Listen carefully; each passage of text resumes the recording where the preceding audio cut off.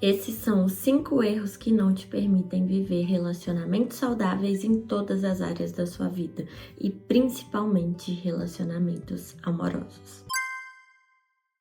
Olá, tudo bem? Eu espero que sim. Se você ainda não me conhece, eu sou Natália Vieira, sou pós-graduanda em Neurociência, Psicologia Positiva e Mindfulness e criei esse canal para te ajudar a curar o seu emocional e também na sua jornada de autoconhecimento e desenvolvimento pessoal. Eu confesso que por algum tempo eu fui muito resistente em trazer esse tema aqui no canal. Só que hoje eu vejo o quanto que esse tema é super importante, porque o tempo inteiro a gente está convivendo com pessoas e na maior parte do tempo a gente está convivendo de uma forma negativa, criando conflitos e depois a gente fica ruminando esses conflitos na nossa mente e aí a gente acaba não tendo uma rotina saudável e um dia a dia saudável, porque a todo momento a gente está juntando conflitos com diferentes tipos de relações. Então, a gente tem conflito com o nosso chefe, a gente tem conflito no trabalho, a gente tem conflito na nossa casa, com a nossa família, nos nossos relacionamentos. Então, é insustentável a gente viver sem ter uma comunicação que funciona, porque isso só faz com que a gente fique sempre naquela ruminação de pensamentos negativos, de raiva, de estresse, de indignação, e isso não é saudável no dia a dia. E o primeiro erro que eu vou trazer aqui para vocês e que ele já vai combater mais de 90% dos seus conflitos é a superidentificação que a gente tem com as nossas crenças. Você já reparou por que os principais temas de conflitos são religião, política e futebol? Por que esses temas trazem muita tensão e muitos conflitos? E muitas vezes conflitos super aflorados que vão para um lugar muito ruim de briga, de não conversar mais. E isso acontece justamente por essa super identificação que a gente tem com aquilo que a gente acredita. O que isso significa? Vou explicar. O nosso ego, ele cria um senso de identidade. Então, a gente tem um senso de identidade de quem nós somos. E esse senso de identidade, ele vem também das nossas crenças. Tudo que eu acredito faz parte do que o meu ego personaliza como identidade. E qual é o grande problema aqui? Por que isso é um grande impacto? Porque se eu estou totalmente identificada com o meu ego e com as minhas crenças, porque isso acaba fazendo parte da minha identidade, quando eu vou conversar com alguém que tem uma opinião diferente da minha, muitas vezes eu vou interpretar aquilo como um ataque à minha identidade. Por quê? Eu tenho essa crença. Essa crença para mim é certa. Essa crença faz parte da minha identidade. Se essa pessoa fala que essa crença não é assim, que ela está errada, eu entendo que uma parte da minha identidade estaria errada também. E olha como é louco. Muitas vezes quando a gente ouve uma opinião diferente, a gente não pensa só, nossa, que estranho, não consigo entender como a pessoa pensa assim. A gente reage, a gente quer convencer a pessoa que ela está errada e a gente quer apontar o dedo e falar que ela não pode pensar assim, que não faz sentido e a gente quer trazer dados, fatos para mostrar que ela está errada. Faz sentido? Não deveríamos talvez só ouvir aquela ideia e pensar, nossa, como essa pessoa pensa diferente de mim? Por que a gente tem essa reação? Por que a gente tem esse embate? É justamente por isso. Porque a gente se identifica demais com aquilo que a gente acredita. E a gente só consegue se separar dessa superidentificação quando a gente passa pelo processo do despertar. Vou deixar um vídeo aqui super importante onde eu explico esse processo do despertar, que é justamente a gente se separar da nossa mente e dos nossos pensamentos e das nossas crenças e começar a observar tudo isso de fora. Porque é só quando a gente se separa desse senso de eu, dessa identificação que a gente tem com as nossas crenças, com o que a gente já viveu,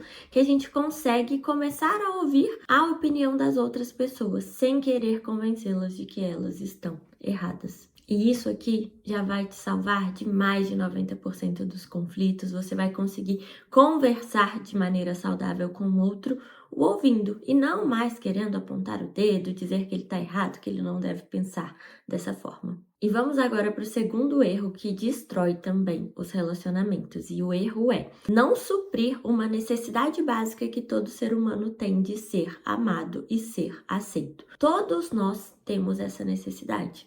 Mas como que geralmente a gente se comunica?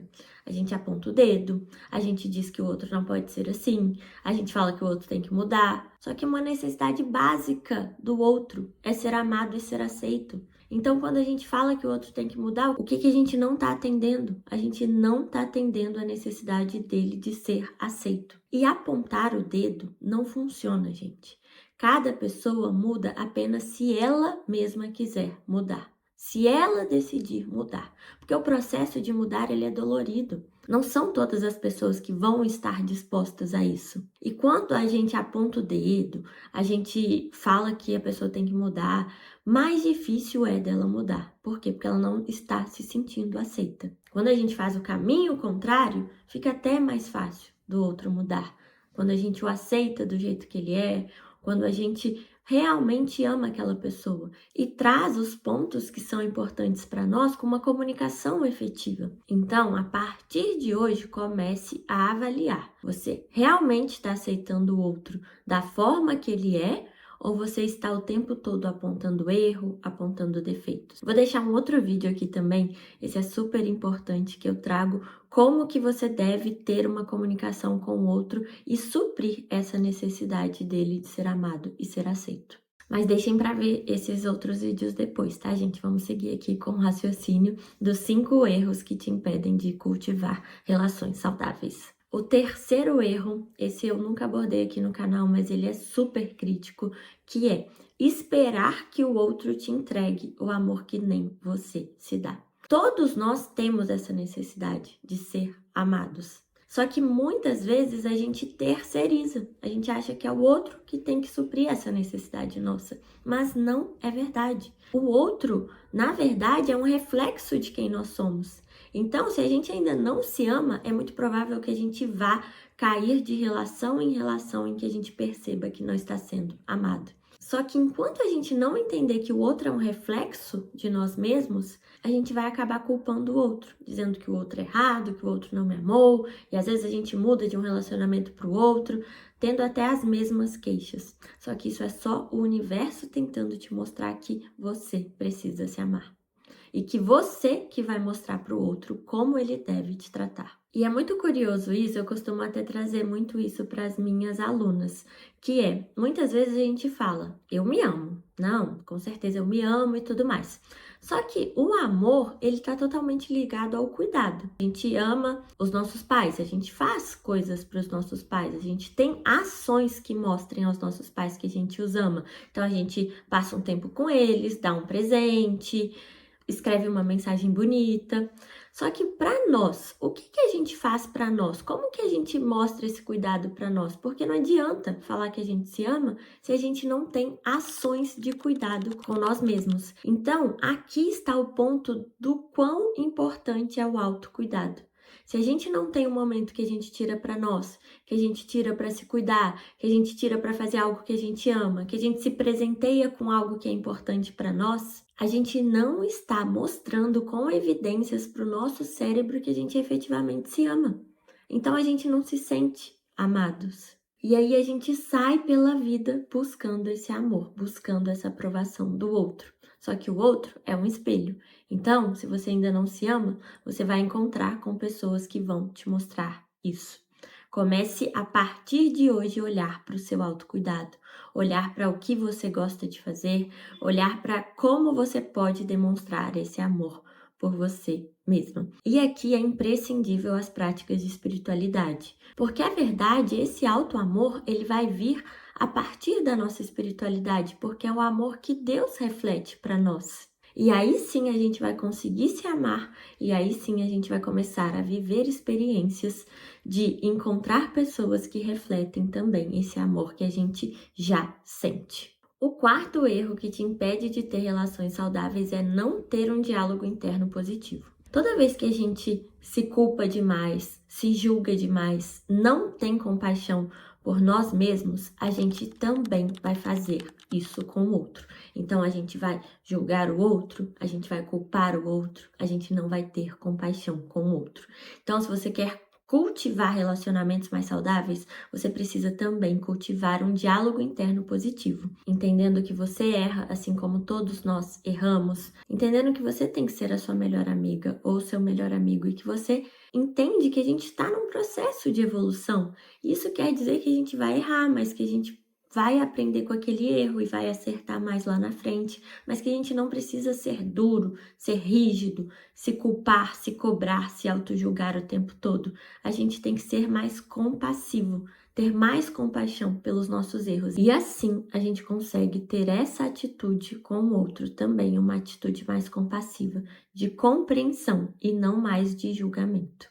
E o quinto erro que te afasta de ter bons relacionamentos é justamente não ter uma comunicação efetiva. Juntando até com o último ponto que eu trouxe aqui, a gente não sabe se comunicar. Muitas vezes a gente aponta o dedo para o outro, a gente é rígido, a gente cobra o tempo inteiro, a gente julga. E essa é a pior forma de falar com o outro, porque é aquilo que eu falei lá atrás, a gente não está atendendo a necessidade do outro de ser aceito. Qual é a comunicação efetiva que vai te fazer ter relacionamentos mais saudáveis? Tem uma que eu gosto muito, que eu aprendi naquele livro Comunicação Não Violenta, que é justamente a gente trazer as nossas necessidades e os nossos sentimentos, e não mais jogar para o outro, apontar o dedo e culpar o outro. Então, essa técnica da comunicação não violenta, ela tem 4 passos, e basicamente primeiro, a gente vai trazer para o outro a nossa observação do fato. Então, vamos para um exemplo em um relacionamento amoroso.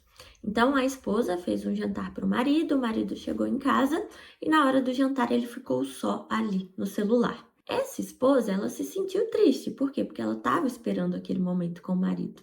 Só que se ela apontar o dedo, falar que ele não deu atenção para ela, o ego dele vai reagir, ele vai começar um conflito e não vai dar certo essa comunicação. Então, como que seria uma comunicação efetiva conforme o livro Comunicação Não Violenta ensina?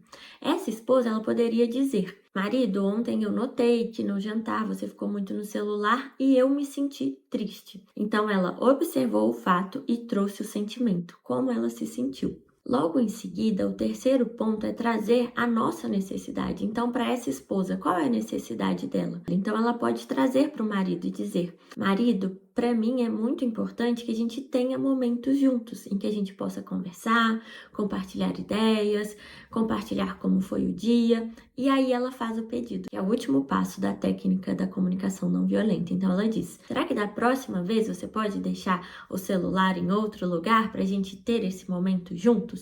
Então ela observou a situação, ela mostrou como ela se sentiu, ela trouxe uma necessidade dela e ela fez um pedido.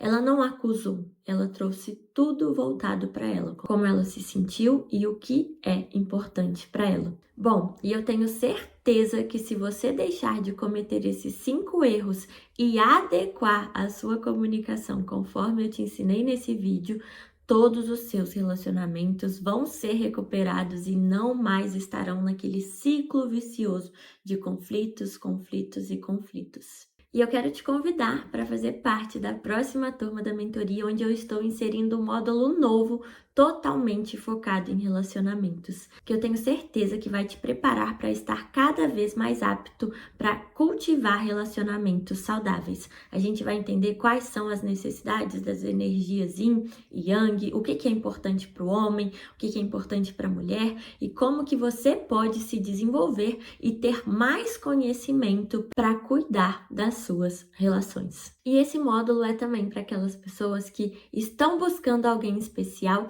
mas ainda se sentem naquele ciclo vicioso de sempre encontrar pessoas que não as valorizam. Então, se você quer saber mais, me envie uma mensagem, vou deixar o link aqui na descrição e vai ser um prazer te acompanhar nessa jornada. E me contem aqui nos comentários o que você achou desse vídeo. Beijo e até o próximo vídeo.